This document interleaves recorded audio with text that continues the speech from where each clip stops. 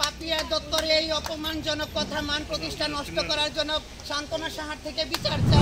শুক্রবার রাধানগরে ৬ আগরতলা বিজেপি মণ্ডল নেত্রী তথা ওয়ার্ড সেক্রেটারি পায়েল দাসকে শারীরিকভাবে নিগৃহীত করেন পুর নিগমের ১২ নম্বর ওয়ার্ডের কাউন্সিলর শান্তনা সাহা। বিচারের দাবিতে শনিবার তা আন্দোলনের রূপ নেয়। শনিবার রাধানগর আবাসন এলাকার জনগণ বিক্ষোভ প্রদর্শন করেন এবং অবিলম্বে শান্তনা সাহার পদত্যাগ দাবি করেন। সাথে ছিলেন নিগৃহীতা পায়েল দাসও। শাসক দলের দুই নেত্রীর প্রকাশ্য অভিবাদে এলাকার মানুষ ছি ছি করছে। আপনারা জানেন, যদিও বরাবর কালকে সব কিছু পরিষ্কার হয়ে গেছে। শান্তনা সাহা যিনি এই ১২ নম্বর ওয়ার্ডের সম্মানিত কর্পোরেটর ছিলেন, এখন আমি সম্মানিত বলবো না, কারণ ওনার ব্যবহারে উনি আর সম্মানিত রইল না।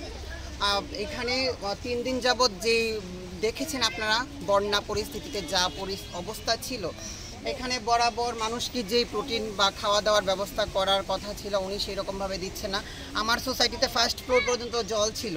এখানে ফার্স্ট ফ্লোরের মানুষ ছিন্ন বিচ্ছিন্ন, তাদের জিনিসপত্র বাড়িঘর তো কোনো কিছুর কোনো সীমা নেই।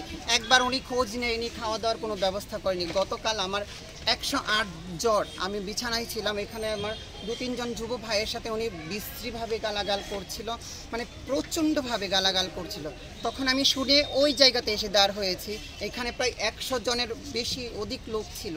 তখন আমি ওইখানে দাঁড়িয়ে যে উনি বিভিন্নভাবে আমার মণ্ডল স্তরের নেতৃত্বের অপমান করছিল, যে মণ্ডল সভাপতি চুরি করে চাকরি বিক্রি করে, পাপিয়া দত্ত নাকি এই ৬ আগরতলাতে চুরি করে চাকরি বিক্রি করে। তখন আমার নেতৃত্বের উপর যখন উনি এইভাবে মানে নিন্দাজনক কথা বলছিল, তখন আমি ওইখান থেকে ফোনটা এইভাবে উপরে উঠালাম, এটা রেকর্ড করার জন্য এবং এটা এভিডেন্স রাখার জন্য। কারণ উনি যে কোনো সময় মিথ্যে কথা বলে, মিথ্যের আশ্রয় নেই।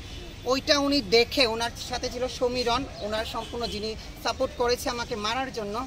ও বলেছে উনি ওইখান থেকে টেনে আমাকে এনে আমার চুল ধরে এখানে প্রচণ্ডভাবে মারধর করে, আমার গলার চেন ছিঁড়ে ফেলে, আমার মোবাইলটাকে এনে সবার সামনে যেইভাবে মানে গুরু গুরু করে দিয়েছে সম্পূর্ণ। তারপর উনি যাওয়ার সময় এইটা বলেছে সবার সামনে যে কি করবে, আমার কে কি করবে, যাও তোমরা মুখ্যমন্ত্রীর কাছে বিচার দাও, মেয়রের কাছে বিচার দাও, আপনারা সবার থেকে জেনে নিন বিষয়টা, যে তারা কিচ্ছু করতে পারবে না, যে রাজ্যের মুখ্যমন্ত্রী মেয়ররাও নাকি ওনাকে কিচ্ছু করতে পারবে না। এর আগেও উনি এরকমভাবে অনেক রকম অপমানজনক কথা আমার নামে ছড়িয়েছে এবং এই সোসাইটির মানুষের জল বন্ধ করে দেয়, কিছুদিন বাদে বাদে কারেন্ট বন্ধ করে দেয়, মানুষকে প্রতিনিয়ত একটা সিগনেচারের জন্য গেলে অপমান করে, ওয়ার্ডে দাঁড় করিয়ে যা তা কথাবার্তা বলে এবং বিভিন্নভাবে টর্চার করে। গতকাল যে প্রতিবাদ আমি করেছিলাম, শুধু আমায় না, যে আমাকে মেরেছে প্রত্যেকটা ৬ আগরতলার মহিলাদের মেরেছে এবং আমার এই সোসাইটির মহিলাদের যেভাবে উনি এখানে দাঁড়িয়ে আমার ফোন ভেঙেছে, হয়তো ফোনের সব কিছু শেষ, কিন্তু আমার ফোনে ওনার এগেনস্টে যে ভিডিওগুলো আছে উনি ওইগুলো যথেষ্ট, ফোন ঠিক হলে সেগুলো রিকভার আমি করতে পারবো। যেইভাবে উনি আমার সোসাইটির ভাইদের এবং সকলকে এইভাবে অপমানজনক কথা বলছে, ১০০০ লোক এই সম্পূর্ণ এরিয়ার মধ্যে, প্রত্যেকটা মানুষকে প্রতিনিয়ত উনি হেনস্থ করে যাচ্ছে, অপমান করে যাচ্ছে, মানুষের মানে একদম জীবন শেষ করে দিচ্ছে এই ওয়ার্ড থেকে। আমরা এইটার তীব্র নিন্দা জানাই এবং কালকে আমি ৫ ঘন্টা সময় দিয়েছিলাম। কেন এখনো পর্যন্ত ৫ ঘন্টার মধ্যে আমার বিচার হয়নি? কেন রাজ্য নেতৃত্ব, আমার সদলীয় নেতৃত্ব আমার এটার প্রতিবাদে আমার কাছে এসে দাঁড় হয়নি? এটার আমি তীব্র নিন্দা জানাচ্ছি এবং অতি শীঘ্রই আমি এটা প্রতিবাদ চাই এবং এটার বিচার চাই।